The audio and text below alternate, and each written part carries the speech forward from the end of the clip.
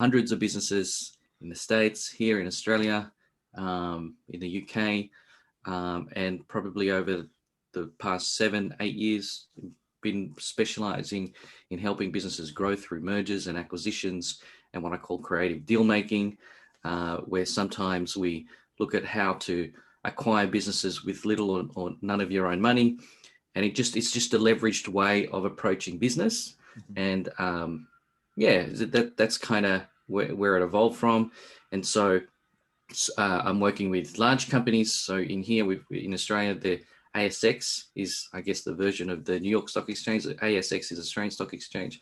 So there's a large publicly listed company that's engaging me to see if I can help them with deal flow and deal origination, because they're looking to grow by mergers and acquisitions some more, right through to smaller and medium-sized businesses, digital marketing agencies who are expanding in the States, looking for creative ways to grow in spite of what's happening with the coronavirus and the economy at the moment. People realizing that, while it's not great at the moment, there is, it's not always going to be, the worst financial situation that they'll be in. And so there'll be an uplift, and people are realizing that now might be a good way to expand. There's a saying, right? When people zig, you zag. When people, when the majority go one way, well, hang on a second, there's an opportunity going that way. And so I think, with the way the economy is going, with the way the world is at the moment, maybe this is the time to be a bit more out of the box in terms of how you grow, and perhaps, looking to acquire a business.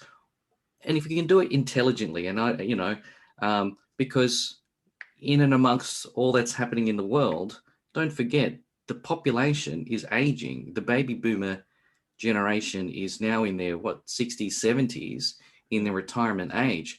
And a good proportion of business owners, small to medium-sized business owners, are in the baby boomer age. And a lot of them, especially during, the events of what's happening in the world with the pandemic, people are just realizing, I don't necessarily want to keep working for much longer, and either selling it for peanuts or just closing up, full stop. And decent businesses, not like, poorly run businesses, but decent businesses, because they realize that, hang on a second, maybe working until I can't work anymore isn't probably the best strategy for life. Right. So, yeah. So, I'm excited to pick your brain, man. That's awesome. Yeah, man. So cool. Of course. So, how should I introduce you? How should you introduce me? So I have my own M&A advisory, so mergers and acquisitions advisory business. And I also coach and mentor businesses on how to raise capital and grow by acquisition. Awesome. Sorry, it's mergers and acquisition. Is that what it's called, or what was it? Merger and Acquisition Solutions is my business. Mergeracquisitionsolutions.com is. That's a mouthful. I like it though, man. It's such a cool thing. It's kind of serendipitous. It's kind of weird. I can't think of the guy's name right now, but he owns acquisitions.com. Yes. And I was consultant on making some YouTube ads for him. They were trying to figure out how to target people on YouTube. And so I had to really think about who's on YouTube and targeting these people to run ads for his thing. Cause he's got like a $5,000 course or something where he kind of teaches what you're talking about. So I've just, he's recently in that world.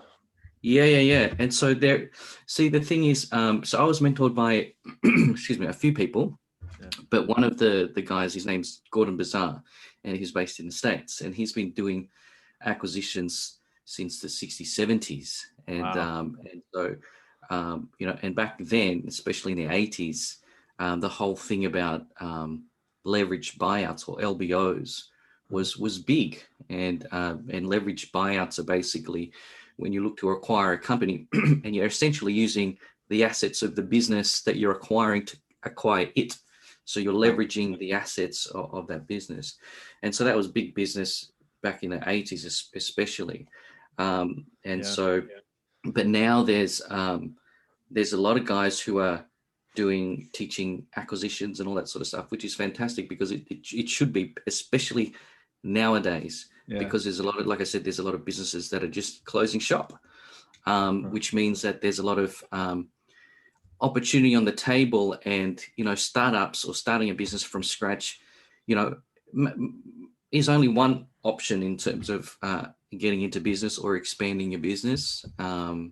Because when there's an existing business, and if you can buy it right, and if you can fund it right, fund the acquisition or structure the funding of the acquisition, that could be a smarter way of doing things, because they already have revenue, they already have profits, they already have cash flow and clients coming in, they already have the setup that will cost you anyway. Even though a startup is low or no cost, there is actually costs in terms of setup, but also in the build up of you generating enough revenue to make it decent. So sometimes leveraging an existing business, and if you can structure it right, can make a lot more sense. That's awesome. All right, well, let's get into it. I'm gonna take one more sip of coffee and kind of just get going. All right, man. What size is that? The cup? Yeah. Oh, that's the biggest, the venti. Man, because it's funny, like just as a side, in Australia, our large is probably your small. You guys probably have like espressos and things like that, right? Yeah, well, I guess, but it's cool. I love it. Yeah, it's too small for me even. No, I was kidding. All right, let's do this thing. So yeah, man. We are live. All right. Welcome to The Lion Show. I'm your host, your favorite business coach, Robert Lyon. And today we are blessed to have Bryan Santos. He's a business acquisition coach. And he owns his own company, Merger Acquisition Solutions. And he's just got tons of insight on business. And I'm just really excited to pick his brain. So, Bryan, why don't you introduce yourself and kind of tell everybody kind of what you're all about and who you are?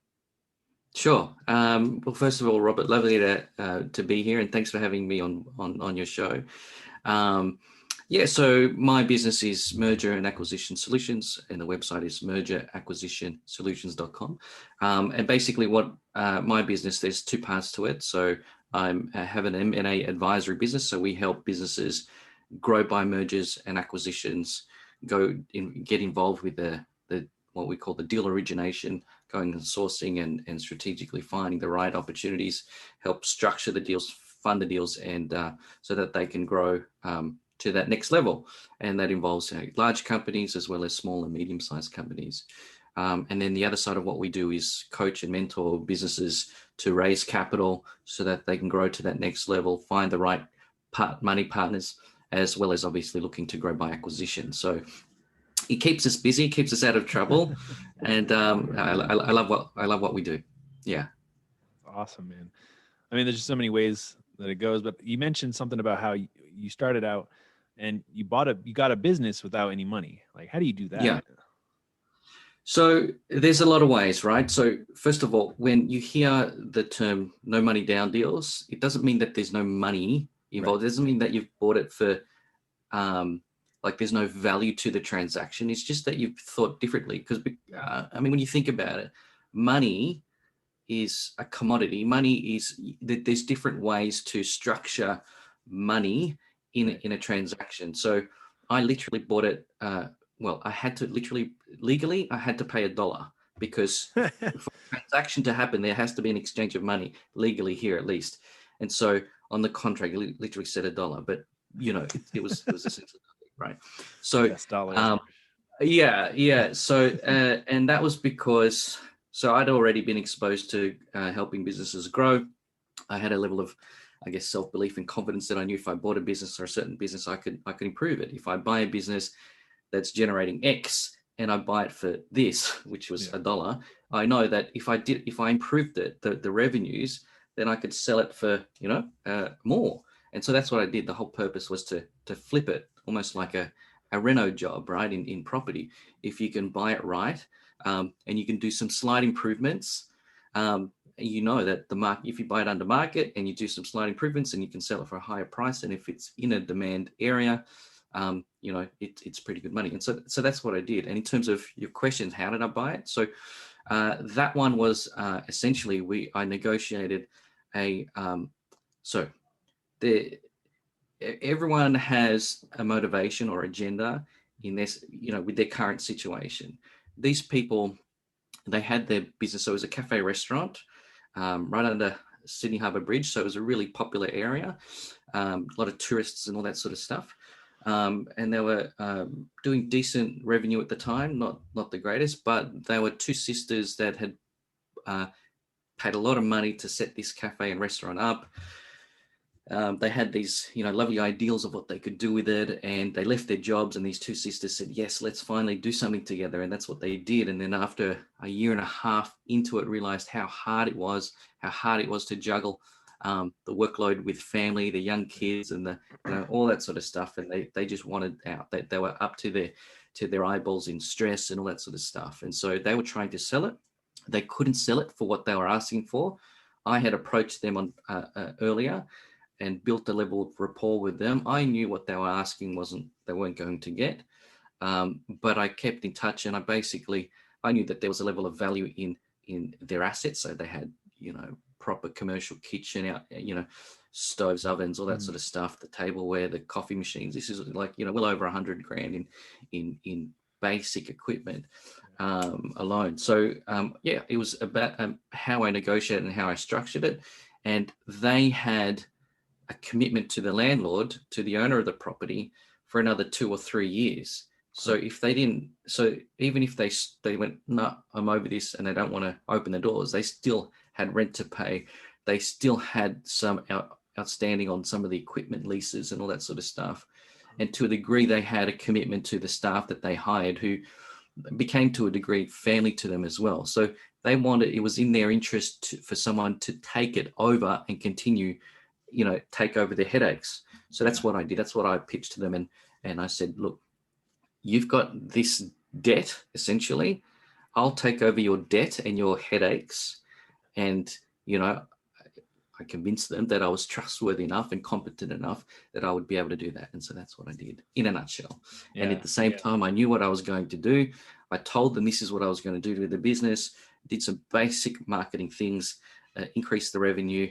And then, in a few short months, we flipped it. And I had a few people, offering to buy the business. And I had it for a short time. And by the way, I hadn't owned, that was my first business.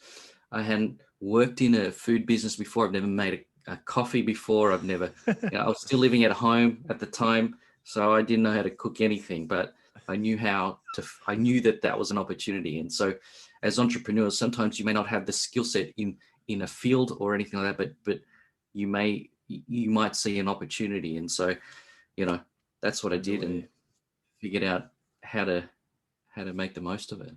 Yeah, I love it. I read a real estate book, and it was ABC, and it was anything but cash, and that's how he would buy real estate. I love it, right? Yeah. So one of my favorite questions, I guess, nowadays is to ask coaches is, what's the story of when you realized you were ready to be a coach? So since you're consulting for merger and acquisitions and stuff like that, like when did you do that? I've never been asked that. So over the years, people had actually said to me, "You should do some coaching, you should do consulting." And I always refused that because I didn't see myself as a coach. I always thought, no, like, I'm an entrepreneur, man. Like, I'm a businessman. Like, I'm going to do it, my business, not help others. But at the same time, I was always helping other people, like just because I like helping people, but I never wanted to be a coach.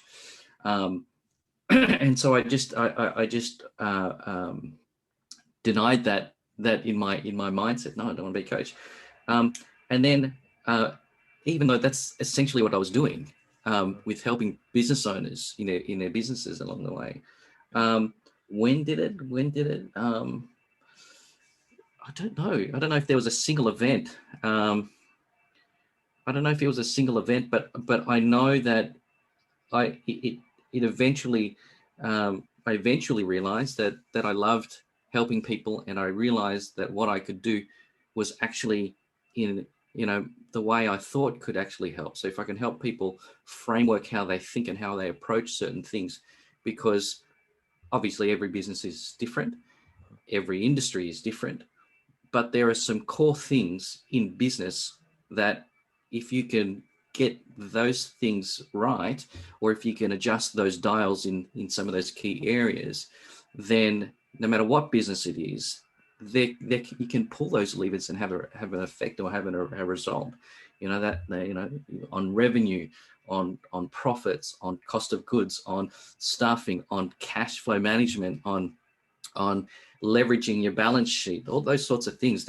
It's the same, right? It's the same, but different. Yeah, no, I think once you read like every business book out there, you realize it's all kind of the same stuff, just worded. And then you kind of have a good picture of how to play the game and put it all together. Yeah, and someone I learned a lot from after just reading and just being obsessed with his stuff was Jay Abraham. And what I really liked about Jay was, the term genius gets, said a lot, but I do think he is a business genius, because what he was able to do, it's his thinking, right? It's his framework of thinking, and he would apply. He'd go, okay, this is what's happening in one industry really, really well, or type of business. How can I? And most people think, okay, if I'm in construction or if I'm a plumber, what are the ways that other plumbers are improving their businesses? Okay, well, that's one way. But if there's something in that industry, well, what's working? And then you can break it down into actual strategies or things that you could replicate. Well, hang on, what is actually happening here? Could I introduce that into a digital marketing company? Could that be effective with a dental practice? Could that be effective in a coaching business, whatever the case might be? And that's what I really loved about how he thought, and it affected how I thought too. Yeah, no, Jay Abraham and Peter Drucker are like the biggest business influence people that I just like. Everything they say is just like intense. I love it. You know what they're talking about. You don't find that kind of level of intelligence, I feel like, anymore sometimes. So now that you've been doing this for a while, what do you have like a specific business niche that you kind of stick to, or do you just kind of look for the deals, or what do you think? How do you say it? Niche? Oh yeah, you gotta say niche, right? Niche, right? Yeah. niche. The niche is really small to medium size business owners who are really wanting to go to that next level. So who realize that growing the same way isn't what's for them, or growing the same way isn't what's going to get them to that next level, and are looking for a different way. And so often it comes down to, so whether they're stuck because of time, or they're stuck because they want to find the right team to to help give them more time or take them to the next level, or whether it's to pay for more machinery so that they can take on more jobs, whatever the case might be, it often just comes back to a lack of capital, right? So, or if they want to acquire a business, okay, that all makes sense. Or yes, I want to hire a team, because if I hired that team, or if I hired a marketing team or outsourced, it all costs money, right? And a lot of the decisions that they don't make the decisions that they don't make is often because a lack of capital. And one of my mentors who sold his business to a multi-billion-dollar publicly listed company here in Australia, one of the things that stuck out to me in terms of his advice, he said, Bryan, your ability to grow will always be limited by your ability to source and raise capital. And while as a small business owner, you can go on a shoestring budget, you can do everything yourself, there will be a cap to when that, your energy, your own cash flow, your own connections, your own hustle, there's a cap to that, right? So your ability to grow to that next level often comes down to the ability to raise capital. And so my niche, is helping people to source and structure a way to be able to raise that capital, find the right capital. It could be debt, it could be creative financing, it could be finding the right business partner or right backer to help you get to that next level without having to give away too much, which is also a problem I see out there as well. Yeah, I do quite a bit of business coaching, and one of the biggest things I've discovered is a lot of people build these businesses and then they realize that they have to run these businesses now. Yeah. They get tired. Their wife gets mad. They don't have the passion anymore. Yeah. So you gave me a new avenue to think and be like, oh, maybe this guy can sell his business for more. It's always an option. Yeah. Yeah. So that's really cool. Yeah. So What are your tactics for raising capital for business people? Like, what do you look at, or what do you think of? Yeah, so there's obviously a multitude of ways, right? Yeah. So, but what it comes down to is really three. If you think of it as a triangle, right? There's obviously debt, which is borrowing and lending, and there's benefits with that because it's the cheapest. Sometimes it can be the cheapest form of finance or getting money into your business, and you're not having to give any equity away. And there's a whole range of debt options, right? So there's borrowing in terms of out of your own assets, out of your own situation, out of your own business, but there's also borrowing in terms of if leveraging other people's businesses, other people's situations. So there's a whole avenue or whole range of options with regards to that. But there's also equity. So obviously, meaning giving equity or shares into your business or shares into the opportunity, not necessarily just your existing business, but if you're looking to grow into another state or territory, whatever the case might be, or if you're looking to grow by acquiring another business, it doesn't have to be equity into your existing business. It can be into the opportunity that you're pitching or proposing here. And again, there's a whole range of things with regards to equity. But with equity, the problem that I see is that people don't frame it or position it correctly, and then they end up giving away too much.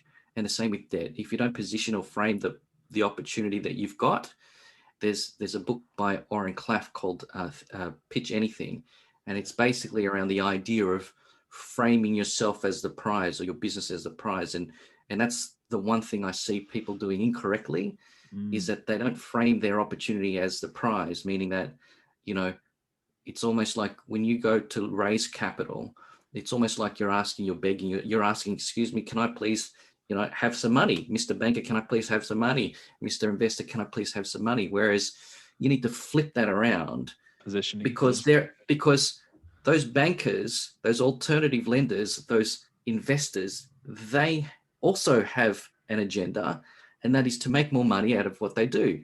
So they have money, these lenders, these investors have money. They are looking for the right opportunity. So and they're used to that script. People come to me and ask me for money. Well, if you frame it right, they should be asking you, how can I be involved in what you're putting together? So, and a lot of that is revolves around finding the right people who have a genuine, who can benefit from not only what your business is, but what you're framing or what you're positioning or what you're pitching as to the reason why you're trying to raise capital, right? So, so you're not just raising capital so that you can have more money to your business. It's so that you can build it to it. You can double your business, triple your business, so that you can spend it in marketing, so that you can do this, or so that you can acquire another business, which will allow you to, expand into different territories and right? And by doing that, there's going to be people who I call beneficiaries, people who will benefit from what you're creating. And out of what you're creating and all those people who will benefit, man, there is going to be some people who will fit the key criteria of being able to be a good backer, is what I call them. And a backer could be debt, it could be equity. And then the third part of the triangle, so you've got debt, you've got equity, and then the other part of the triangle is what I call creative structuring or creative deal making. It doesn't have to be pure debt and equity, which is what everyone will tell you, or most people will tell you. No, there are other ways to go around it. So, and that's a whole other conversation as well, but, which doesn't involve, cash. It doesn't involve like borrowing. It doesn't involve giving away equity. It could be something, either a combination or something different altogether. So we're doing something like that with law firms at the moment. We've done it with digital marketing agencies. I did it with a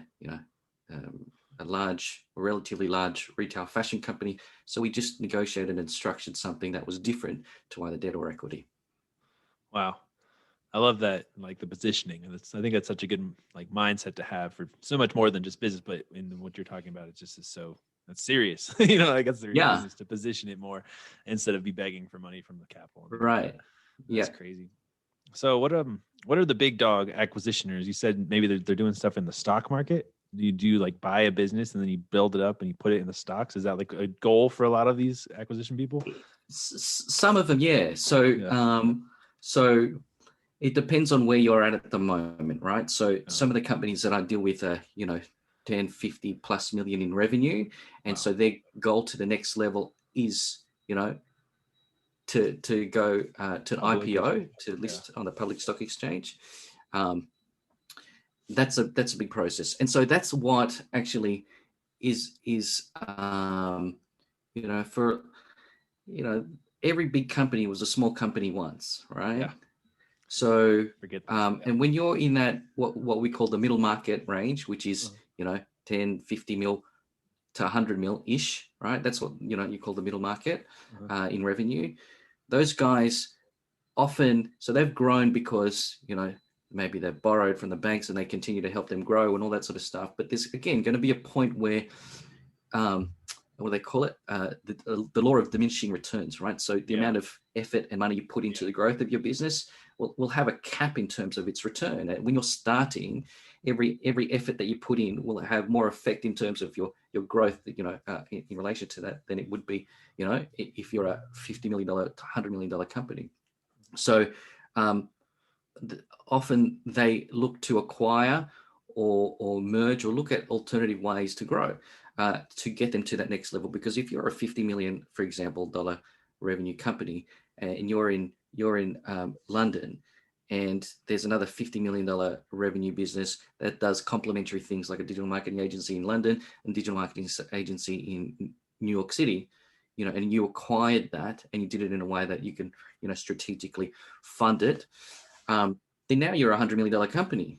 Right, you've literally doubled your business, and not just doubled, from $100,000 company to $200,000 company. We're talking by $50 million in revenue, and there's going to be some consolidation in terms of some overheads. You won't need, that many accountants, inside the organization. You won't need, so a lot of that can be consolidated. And so, yes, for some of those guys, when they can get to that stage or acquire in that stage, their idea is to IPO.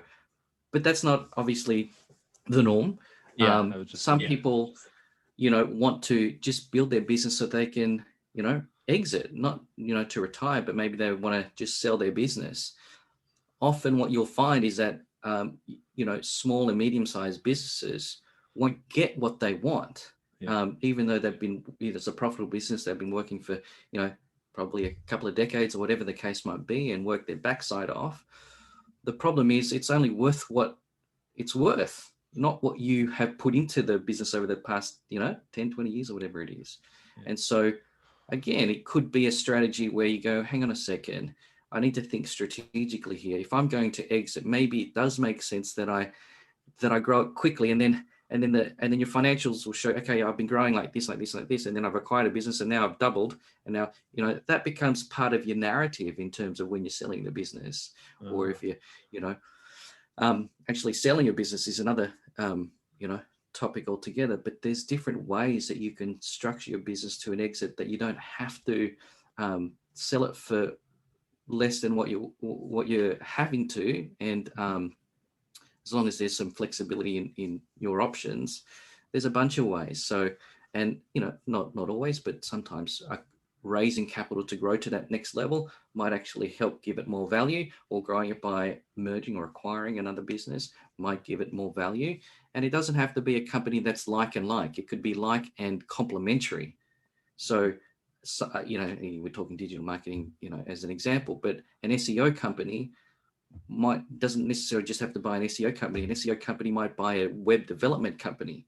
Yeah, so they can all merge together. It's complementary, right? Because it, in the vertical supply chain, so to speak, it makes sense, right? People come to you for SEO, but hang on a second, their website needs to be improved. And that can happen in the construction industry. There is a vertical chain or a horizontal kind of ecosystem where there are complementary businesses that could either be, involved. I love that, man. That's just a awesome mind shift. What part of like the whole process do you really enjoy? Do you get fired up about? I I actually identify as a deal maker, that, myself, right? I love deal making. I love the whole thing about deal making. So cool. Finding deals, seeing things where other people don't. I'm a big picture guy, and so often I see dots over here and a dot over here and a dot over here and a dot over here, and then I know, okay, this guy needs something, this guy needs something, this guy needs something. Okay, they can't get it, they're struggling, but you know what, if I put this guy and this guy together, I can help him. But if that, now that becomes, and I love that, and that's cool.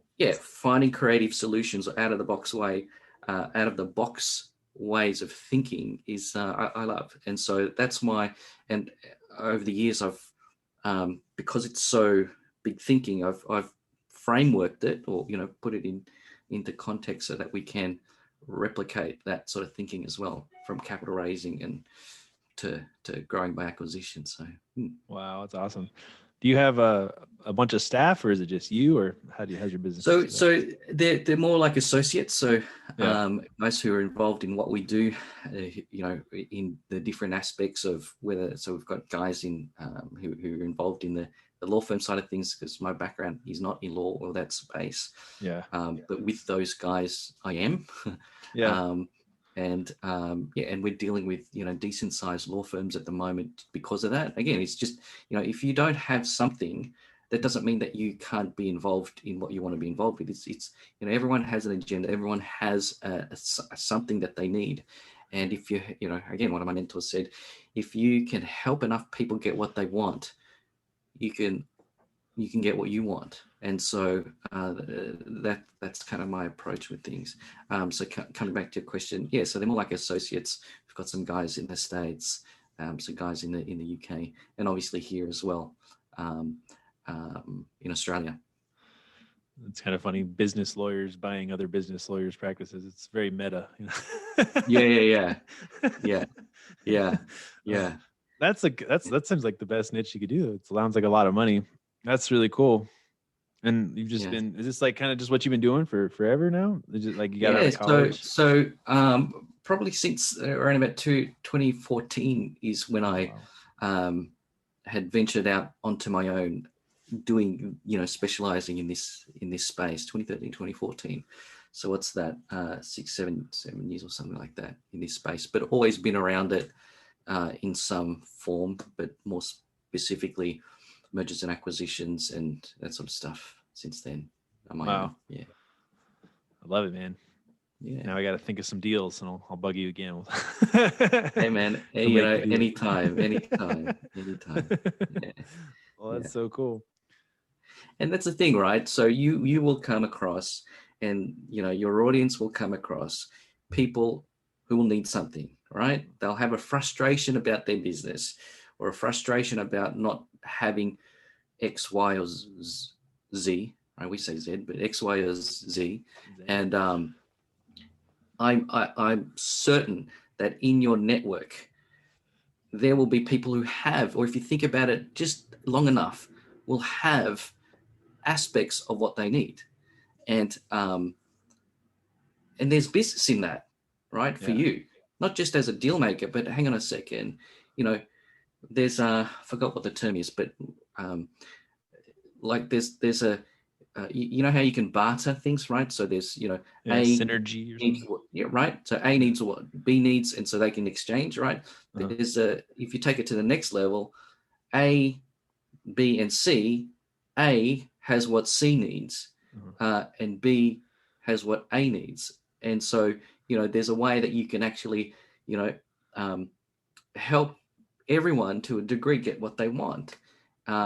That essentially is business, right? When you think about it, right? If you can, and it obviously comes down to exchanging of money for services and that sort of stuff, but referrals and joint ventures and bartering, all that sort of stuff is in and around that kind of way of thinking. And so, I'm sure you come across opportunities, and within your own network, there will be people who can either help directly or introduce you to people who can help. And if you help enough of those people get what they want, you can get what you want. in my opinion. 2021, I'm just all about collaboration. So I love what you're saying, and I'm about connecting the dots and putting people together. And then you got to just kind of deal with the human element of, some people are dicks and some people are super awesome, and everybody wants to help each other. Yeah. And you can help dicks as well as awesome people, right? Yeah, exactly. I have no qualms with who, as long as we can be helpful, right? Yeah, exactly. As long as it helps somebody. Well, I think that's awesome, man. Yeah, cool. Huh. When you got out of college, did you know you'd be like buying and selling businesses, or is it just like? No. So I did a Bachelor of Business at UTS, University of Technology, Sydney. And I knew I loved business since high school. But I thought I did. I loved marketing and the whole concept. And even back then, while everybody was reading comic books or whatever, I was buying business books. I was buying Anthony Robbins books. I remember the first time I bought like an actual book, not like a kid's book or whatever, was Awaken the Giant Within.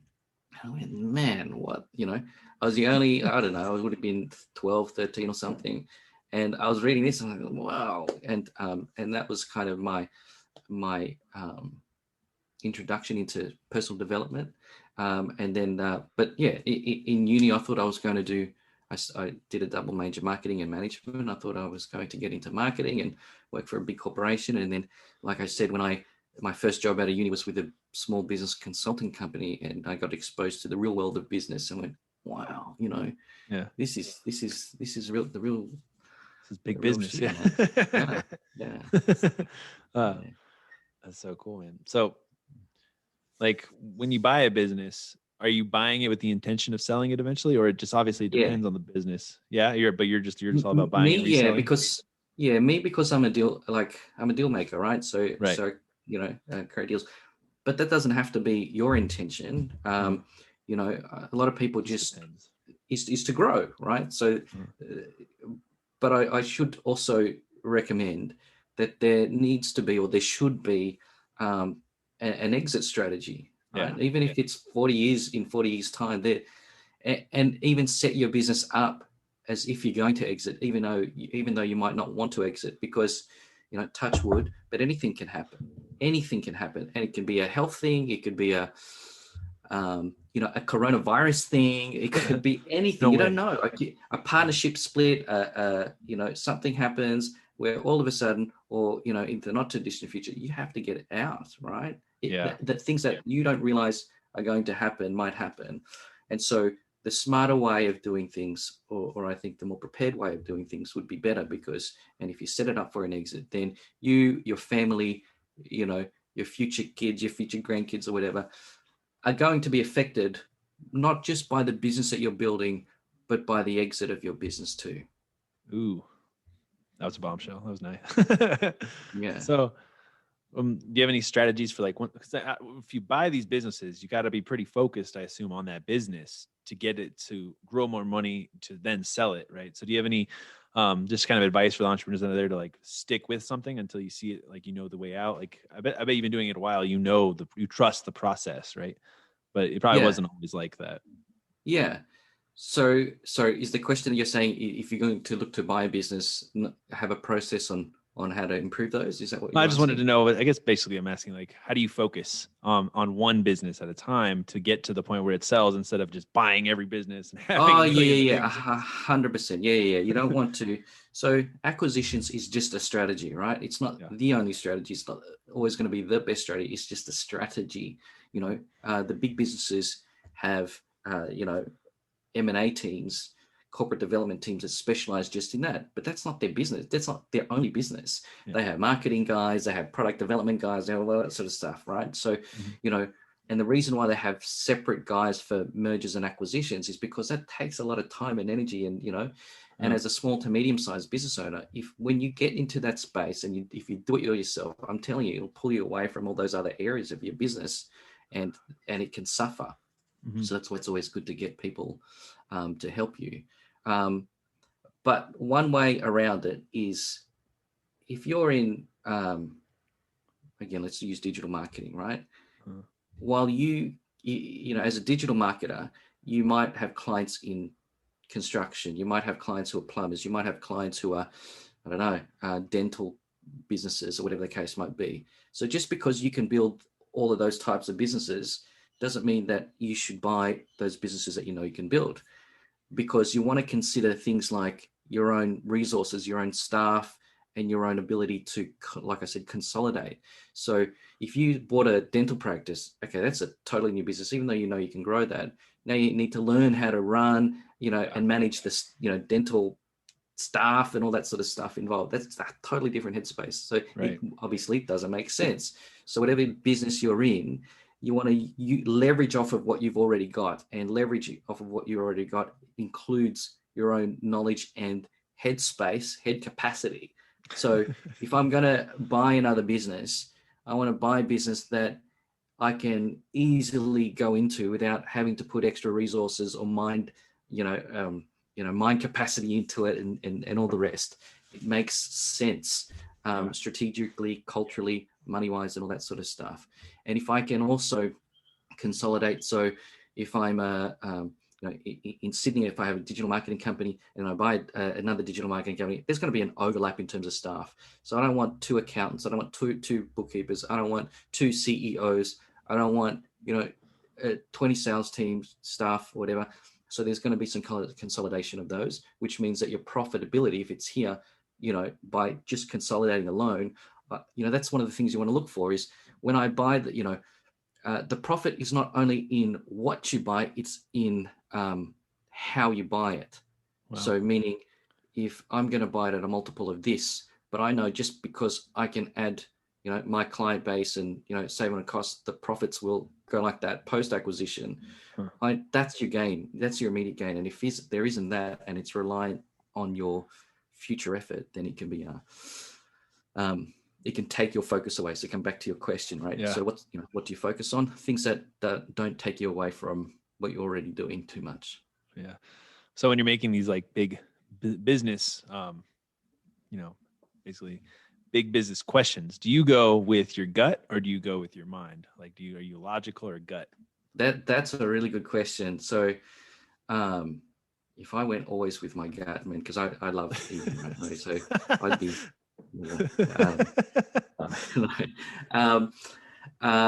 It needs to be both, right? And so so I think if you're one way or the other, like if you're purely logical and rational, then you're going to miss out on a lot of things, and it can affect. I've seen it. It affects, because you can't quantify everything. You can't quantify culture. You can't quantify staff. Their character. You can't, their work ethic, all that sort of stuff. You can't. Yeah. And at the same time, if you just rely purely on your gut and you don't listen to the reality of facts and logic, and you ignore that, again, I've seen it affect the end result, the end outcome. But if you listen to both sides of your brain, if you call it that, your logic and your gut, that's not really your brain, but yeah, then I think you've got a better chance of it. And when you think about it, your gut is a lot of your subconscious and a lot of your experience that you may have tucked away or seen before, right? Yeah. And so that is something to listen to, because you've seen it or heard it, or it's not intuition. An imaginary thing. It's something to be conscious of. And so to answer your question, I think definitely both. Definitely both. No, it's just kind of an interesting thing to think about, especially when you're making like big decisions like you do. I got to ask. So. Yeah, and not just your decisions and not just your logic. Again, there's a. Have you heard of Ray Dalio? Yeah. Dalio. Yeah. So he's got a book called Principles. I love. Love that you book. Haven't read it. Yeah. No, so he's very. Yeah, so definitely, I love the way he thinks. And then one of the things he says is check your logic against other people who are smart, I guess, in the field that you're looking to get advice in, and check their logic. And if it makes sense, I think he calls it a triangulate or whatever it calls. And so check it, right? And check, and ask them about their gut feeling as well. So because what you're trying to do is give yourself the best chance of making the right decisions. And when you do that enough, those decisions, you'll be a better decision maker. And when you're a better decision maker, it affects your own confidence. And when you have your own confidence, people will see and feel that confidence. And when people see and feel that confidence, people want to be around you and support you in your growth because, they know you're going places. So awesome. Yeah. So this is just a selfish question, I guess, but I make affiliate websites and then I try and sell them on like Flipper and stuff like that. And I'm just wondering if you have are there certain businesses that a lot of the merger acquisition guys look to buy or have more value in their minds, or is there any insight that you think you have on those sort of things? Yeah. So my advice is always to not look at what the hottest thing is. Just go with what you know best, because going into healthcare, for example, which is hot at the moment, if you've got no interest in it, and it'll affect your decisions, your all that sort of stuff. If you don't have contacts in healthcare, but it's people are pumping literally billions of dollars into those types of businesses, I wouldn't recommend, and you have to learn a lot to get to there. I would suggest stick not in your lane. I hate that term, right? But stick in and around what you leverage off of a foundation that you've already got. Mm-hmm. And I think this is what it all comes down to, is leveraging, right? And Jay Abraham was all about leverage. I think he's got a book called Get the Most Out of Everything You've Got, or something like that. Yeah. And it's all about the idea of leveraging what you've already got. You've got a lot of contacts, you've got a lot of knowledge, and there's a foundation of what you've got. And people, there's, even you don't realize, but you have a reputation in what you do. So people know you because of what you do. And that is value. So when you're doing something or looking to expand into that, people go, oh yeah, that makes sense. As opposed to if I'm going into another business or healthcare, people go, yeah, I only know you for this. And so then you'll have to find people to convince that, all that sort of stuff. So, I would look for, so again, the dots. So right. if you're here, okay, what is it that you want to grow your business? What does it look like? Or what is the, what's the goal? Uh-huh. Who has what I want? Let me ask you. So you've got a few affiliate websites. Yeah. Is that what you're? Yeah. So what is it? Building more of them, but I'm ranking them organically, getting traffic and selling products. But then I want to sell them for like a 10x profit because I've already put so much money into it. That's pretty much the game. Is I get the asset, I show that it's making a profit, and then I sell it for 10 times more to get the money back faster, and then I can put it into other projects and things like that. So okay, pretty fun. So one way to think about it. So I know that space is pretty hot, right, in terms of e-commerce and affiliate websites and all that sort of stuff, right? Yeah. So, and those are some of the dots in and around, what you're trying to build. There will be people who will benefit from you creating what you're creating, and they'll be okay, yep, I want to buy a cash flow business, and I'm willing to buy it for 5x to 10x or something like that, right? Yeah. But I would also look to, okay, who else will have positive effects or a positive outcome from what I'm building? So what's one of your affiliate, you may not want to say, but what's one of your affiliate website products? I'll say, so it's Best Home Studios. It's like recording studio equipment for your house. Recording studios. That. Okay. Like in your house. In your house. Okay. So who would be your customers in that affiliate? Like, what are you selling on that affiliate website? Like microphones, cameras, kind of like green screens or something like that. And, just like recording equipment so that people can make courses in their house or podcasts or YouTube, stuff like that. So that's kind of the niche. It's a good niche. Okay. There you go. There'll be some guys who, whether they're manufacturers, suppliers, wholesalers, or of that kind, who are selling microphones and those types of things already, but they're not, and they might be decent size in terms of their revenue, and maybe they're international, whatever the case might be, but maybe they're not as they're not as good online, for example, right? But if you build enough traction, and they're not online yet, but hang on a second, if they bought your business, it could really become the foundation for them to expand online. Then that could be something to look at, right? And so by speaking to some of those companies who maybe struggling at the moment because of COVID, but realizing, hey, we need to do more stuff online, and maybe they're doing it already, but they're not doing it in the way that you do. Yeah. They might be what I call a beneficiary, and who would be willing to pay more for it, because for them it has more value than, the price that they're actually going to pay. Right. Yeah, so because it gives them a distribution channel and all that sort of stuff.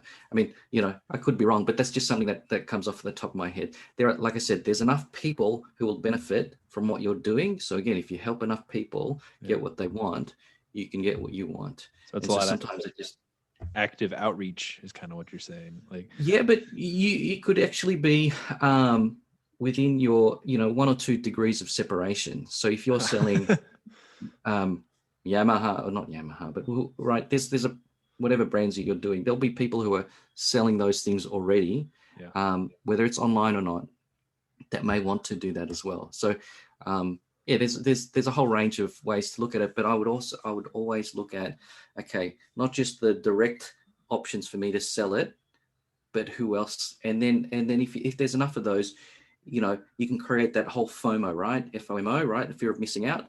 Because if you've got a great business, a great opportunity, and you've pitched it, positioned it right, and they know that there are these other companies that you've spoken to and are potentially interested, they don't want to, that great opportunity to go to their competitor, for example, and that creates a bit of a buying frenzy. Option, but yeah. So, oh man, well, it's been just awesome having you on the show, man. And I love the way you think about business. It's just been a real pleasure. But why don't you tell everybody the best way to get in contact with you and to reach you? Yeah, the best way, if you wanted to get in touch with me, find me on LinkedIn. So Bryan Santos, Bryan Santos, Santos. Connect with me directly on there, or I'm on Facebook. You can find me. My website is merger, MERGER, acquisition, ACQUISITION, solutions.com. That's awesome, man. And I got one more question before we take you off. So I've been asking this to a few people. It's kind of a philosophical thing, not too much, but what is value? So what is your definition of value? Ooh, it's a good question. Yeah. What is the definition of value? Okay, because this is interesting, right? This also comes back to a lot of what we do, the acquisitions, right? So I was speaking to someone yesterday, and someone paid close to $10,000 for an accredited valuation of their business, right? And it's not like a property where a certain valuation, you can't, if it's worth $1 million, you might get up or down that, but it's not like fine. But in business, you can negotiate a lot, right? There's all sorts of ways of valuing a business. And what it comes down to is essentially what people are willing to buy, that point in which people are willing to buy it at, right? Uh-huh. So in terms of value, I guess it's the return that the other side gets from what you're giving. I can't think of a more philosophical way of doing it, explaining it, but it's actually not,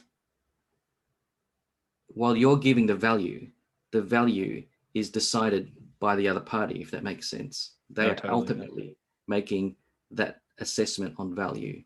So I don't know if that's the definition, but that's kind of how I see it. Anyway. It's just a question I ask myself, because sometimes I create like courses, and I'm trying to like make something out of nothing, and I'm trying to bring the most value to it. So I'm like, what the fuck? What is value? So I have to ask everybody that smarter than me. So and I love the take on it. Yeah. So if you can always think about it not from your point of view, but from the other side's point of view, and again, if you can get them what they want, and it's something that they really, really want, and it's like a nagging frustration, and in fact, it's a more deeper desire that they need to be resolved, and you can help them. That's how I would be thinking about value: the solution to their nagging frustration and deep desire. Awesome, man. Well, you're a rock star. Thank you so much for coming on the show. I just know man. Everybody listening definitely got a lot of nuggets. There's just a lot of gold. Great ways of thinking about business. A lot bigger too, man. You think, like you said, you think big picture, and I love that. Yeah. And everyone, like I said, every big business starts off small. So everyone listening, right, can I think reach their goals if they obviously put the effort in and are smart about what they're doing too. Yeah, exactly. Well, thank you for coming on, and thank you everybody listening. We're gonna wrap it up. So take care. Thanks. Bye.